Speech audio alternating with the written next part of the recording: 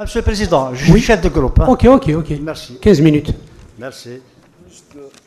Monsieur le Président, Monsieur le Wali, mes camarades élus, Messieurs les directeurs d'exécutif, Messieurs les chefs de Dairat, les amis de la presse, honorable assistance et Zulf Lawel. Monsieur le Wali, permettez-moi d'attirer votre attention sur une situation préoccupante au niveau du chef-lieu d'Agono Sharqi, commune d'Aghrib. L'école primaire actuelle fonctionne en double vacation. Conséquence directe de l'augmentation considérable des nombres d'élèves, notamment après la livraison du programme de 1160 logements. Une nouvelle école primaire a bien été réalisée, mais son ouverture reste bloquée, faute d'achèvement des travaux de VRD. Monsieur le Wali, les enfants terminent leur cours à 17 h et avec l'arrivée de l'hiver, les conditions deviendront extrêmement difficiles, voire même dangereuses. C'est pourquoi nous sollicitons votre intervention ferme et diligente auprès des directions concernées, éducation et équipement public, afin d'accélérer l'achèvement des VRD et permettre l'ouverture immédiate de cette école. Il s'agit là, Monsieur le Wali, d'une urgence sociale et éducative, mais surtout d'un devoir moral envers nos enfants et envers l'avenir de notre commune. Le pôle. Agono Sharqi. Aghrib, commune d'Aghrib. Toujours pour Monsieur le Wali, mon intervention sur la situation alarmante de l'hôpital Wadia. Monsieur le Wali, je souhaite attirer votre attention sur la situation préoccupante que connaît l'hôpital de Wadia, marquée par une mauvaise gestion administrative et fonctionnelle qui compromet gravement la qualité de soins et le bon fonctionnement de l'établissement.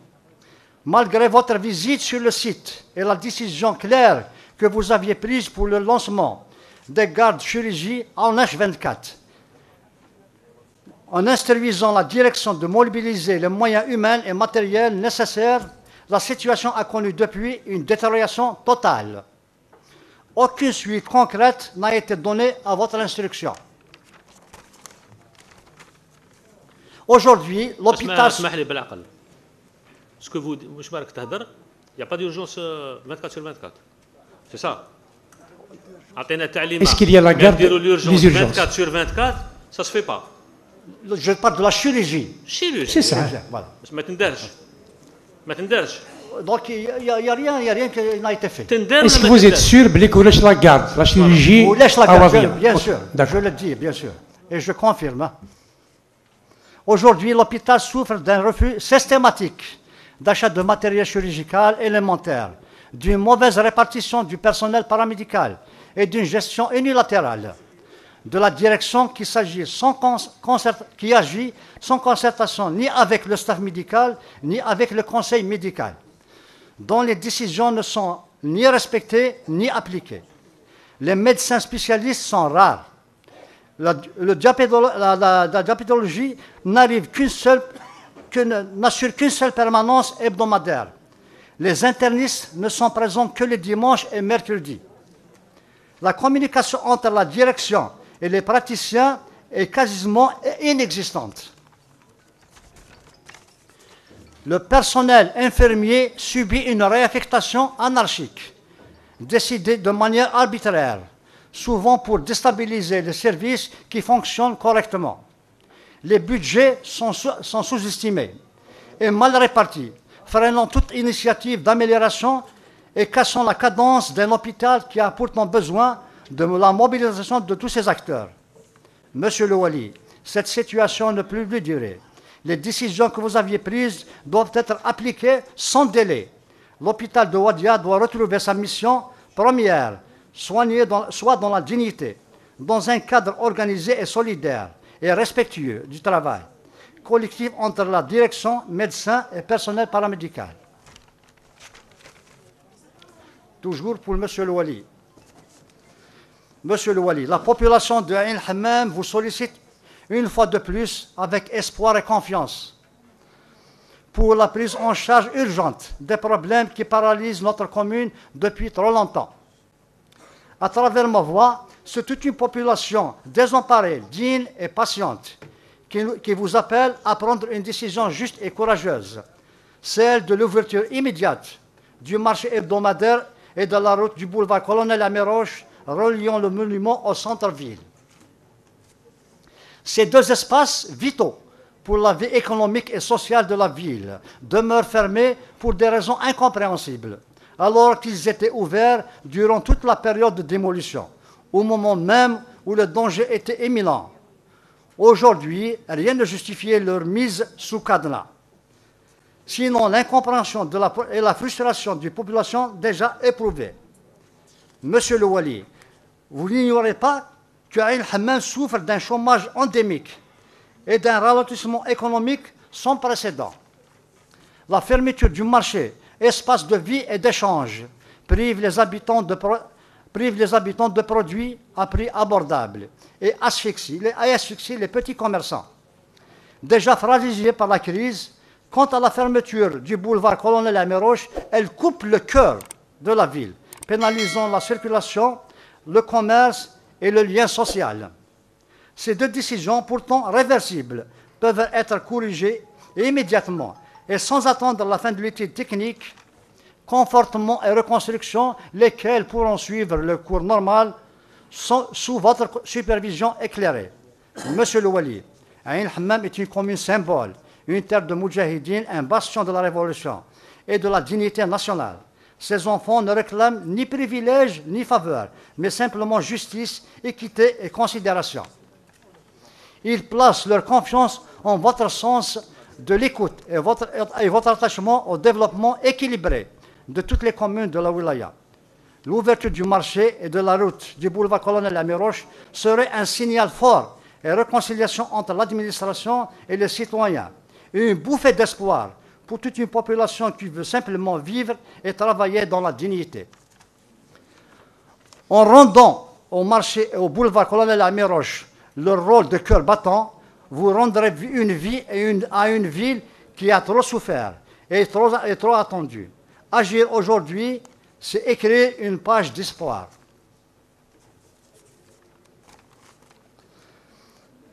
Monsieur le DGS, Monsieur le DUAC, complexe sportif des équipes nationales, permettez-moi d'abord d'exprimer mes remerciements les plus sincères aux membres de la commission jeunesse et sport, ainsi qu'aux deux directeurs, la DGS et la DUAC, pour les efforts conjoints et leur engagement continu dans la concrétisation du projet structurant du complexe sportif des équipes nationales implanté à Agni Sharqi.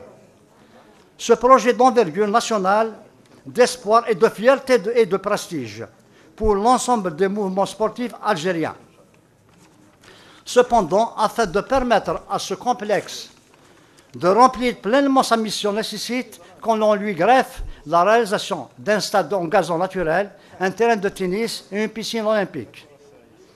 Ils donneront au site Agni Sharqi toute cohérence et la fonctionnalité requise pour un centre de haut niveau. Enfin, nous souhaitons que les directions concernées puissent nous éclairer sur l'état d'avancement du projet, les étapes déjà franchises, ainsi que les actions prévues afin d'envisager ensemble les voies et moyens pour accélérer sa mise en service. Toujours pour Monsieur le DGS. Monsieur le DGS, faute de terrain disponible, non disponible pour la réalisation d'un stade communal à Ain Hammam, nous vous demandons de bien vouloir reconvertir l'autorisation du programme en aménagement d'aires de jeu au niveau des villages de la commune. Nous vous demandons l'inscription d'un projet de piscine semi-olympique au profit de la commune Ain Hammam.